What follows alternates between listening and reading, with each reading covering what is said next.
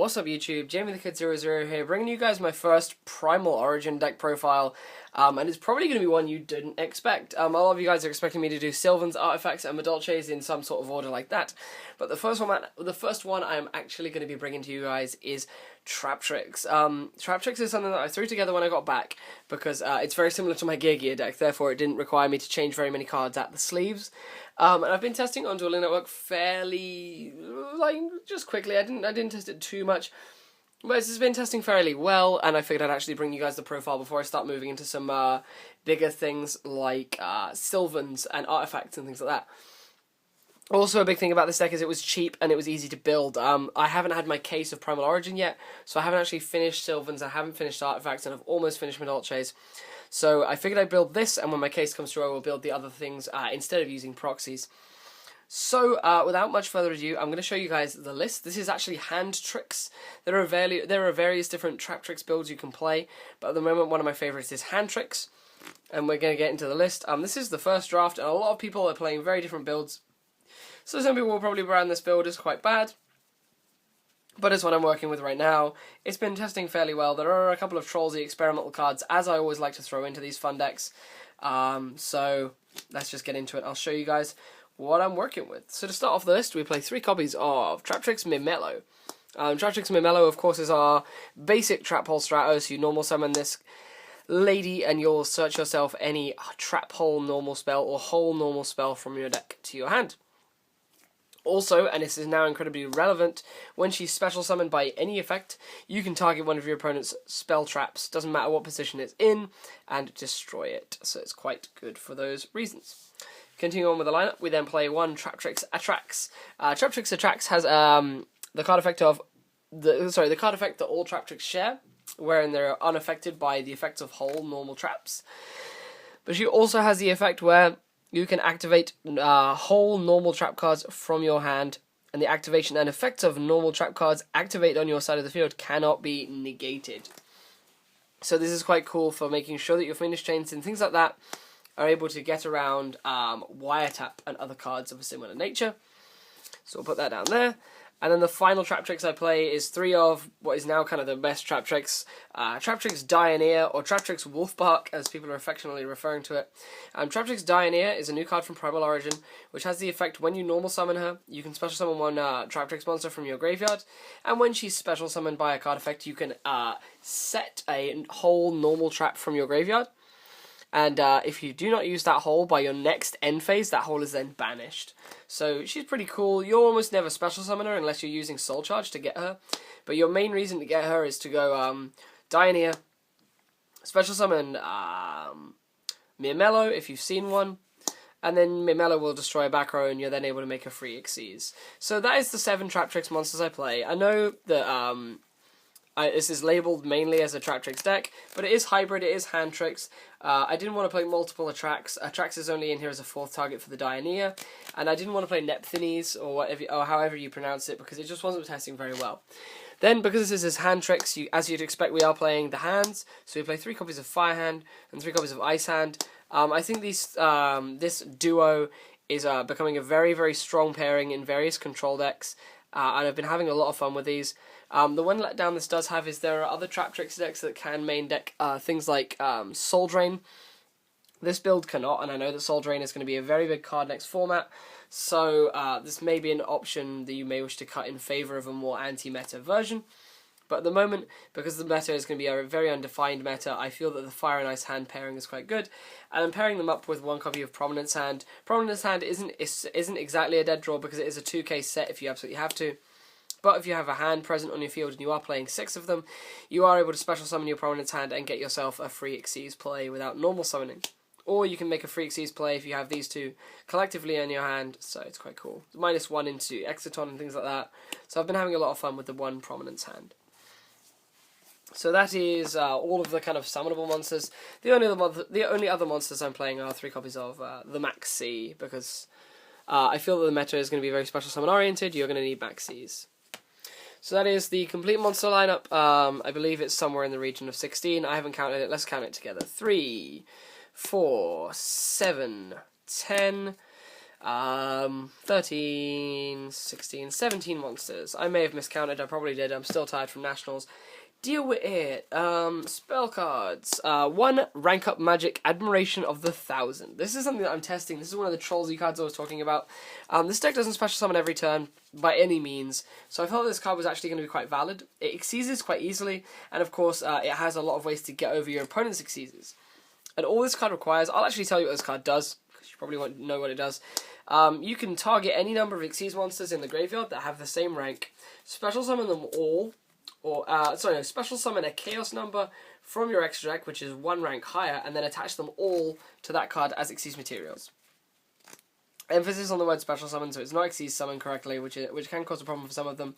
It attaches all of those other exceeds monsters from the graveyards as exceeds material, and you can then not normal summon for the rest of the turn. So not special summon for the rest of the turn. This is kind of handy because you don't special summon anyway half the time. So Rank of Magic Admiration of the Thousand is basically your Miracle Fusion in the deck. It lets you make C101 and C106, which are 2 very, very strong cards in my opinion. So I'm having a lot of fun with this. I'm then playing Double Forbidden Lance. This is in here for 2 reasons. 1, it stops your hands losing to Dimensional Prison, which is a very strong card against them. And it also stops your Exceeds monsters losing to Bottomless Trap Hole. Because you're going to be using your Traptrix monsters mainly to make your Exceeds plays, your opponent isn't going to be Bottomless Trap Holing them, they're going to be Bottomless Trap Holing your monsters, your Exceeds monsters, which is not a good thing for you. So you want to have the Lances for those situations, and you want to have them for the various Battle Traps which are going to impede your progress. I'm then testing 2 Soul Charge. Again, if your opponent stops your Exceeds monster, your Exceeds materials are going into the graveyard. You can Soul Charge them back. If you Soul Charge a Dionea and a Myrmelo, you're going to be destroying one of your opponent's spell trap cards and setting a temporary trap hole on your back row, which can make all of the difference when you're backing up a big Exceeds monster with those trap holes. And then otherwise, I play a couple of 3 elf spells in the form of 3 Pot of Duality and 3 MST, because I feel that you need them. Triple MST is going to be very strong next format, especially for end phase spacing in your opponent's turn. They're artifacts, which is pretty cool. Traps. I'm still not playing battle traps. I should probably start playing them, but at this point, this deck is not playing battle traps. I play 3 copies of Fiendish Chain. Standard, in my opinion. You really need Fiendish Chain, especially for the upcoming Adult Chain matchup. This is going to be quite good in that matchup. And you're also going to need them for various Sylvan situations. 2 Black Horn of Heaven, again, Madolche, Sylvans, certain situations against artifacts, depends what they go into.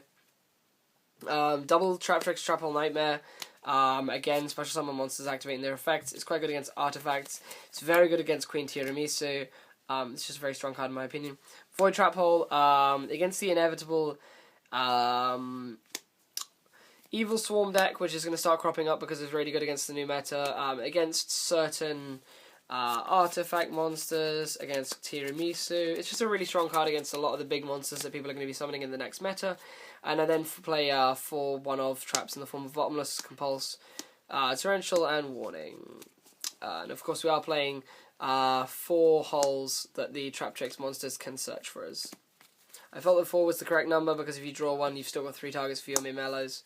And they're not exactly dead cards if you draw them. So that was the complete main deck. It's exactly 40 cards. I feel that a control deck like that shouldn't run any more than that. My only other criticisms is you play so many holes already, you could probably stand to cut the Black Horn of Heavens for other battle traps, but it depends on how much spell trap protection / prevention decks are going to be playing later on down the line. That's why the Black Horns are still in there.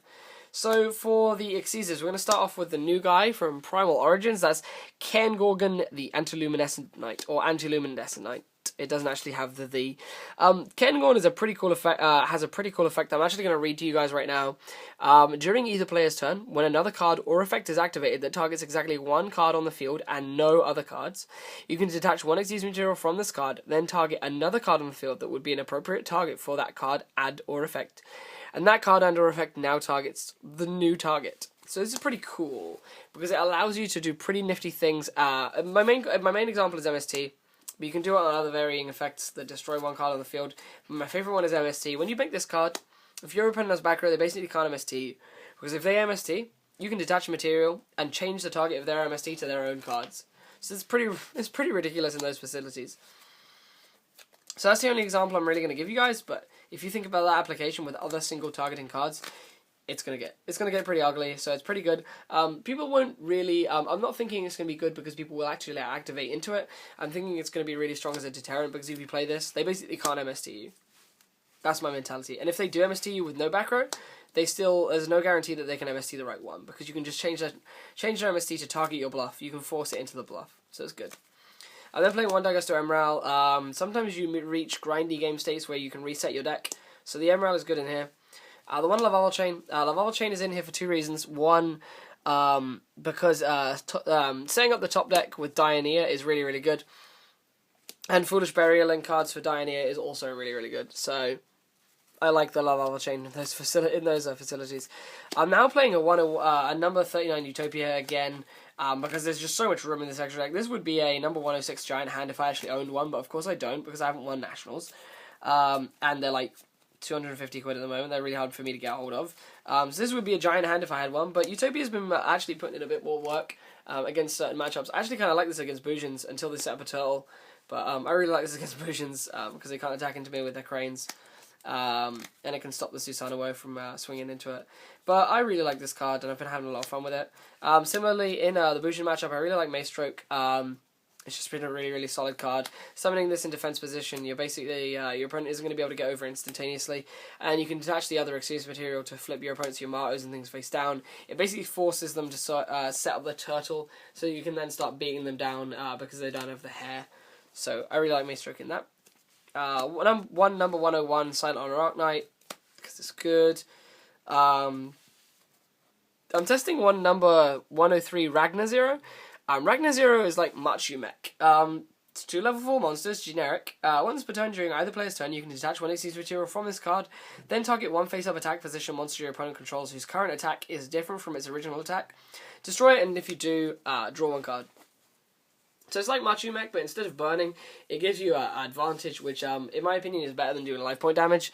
And oftentimes, I prefer to have a good advantage state rather than a life point state, because it means that I'm more than likely going to be able to just topple my opponent over for resources and take all their life points in 1 to 2 turns.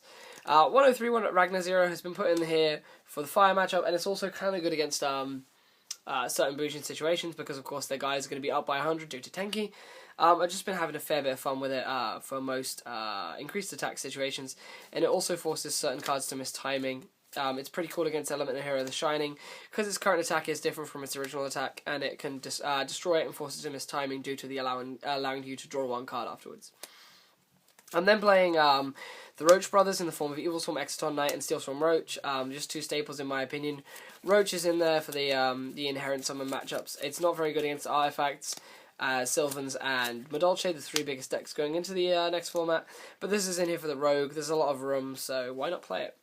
I'm then playing 1 Diamond Direwolf for instant removal, 1 Gaga Cowboy because 800 burn is cool, 1 Dweller. I would play 2 if I had to, but I don't actually have to. 1 Crazy Box for the skill drain matchup, and then for my Admiration of the 1000 Targets, I'm playing 1 C101. Because he's able to absorb your opponent's special summon monsters no matter what position they're in, so it's a really good out to certain cards that can't be destroyed by card effects. And I'm then playing 1 number C106 Giant Red Hand. Giant Red Hand has the effect of, if this card has a number monster as an exclusive material, it gains this effect. Once per turn during either player's turn, when a card or effect is activated on the field, you can detach one exclusive material from this card, and if you do, negate the effects of all other face-up cards currently on the field until the end of this turn. So it's a really cool stun card in my opinion, so I really quite like it. It's a little more awkward to bring out with Admiration of the 1000 because it means your opponent has to have had either you or your opponent has to have had a number monster that died. But if you do, you can make this. So it's pretty cool.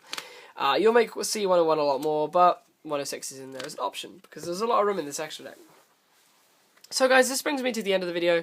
I've talked about almost everything I wanted to talk about. I hope you guys have enjoyed, and I will see you guys pretty soon with some more Primal Origin deck profiles. And this next one's probably going to be Evols, but yeah, I hope you enjoyed this. Let me know what you think. Like, comment, and subscribe as per usual, and I will see you guys pretty soon. This is Jamie the Kid 00. Peace out. Bye-bye.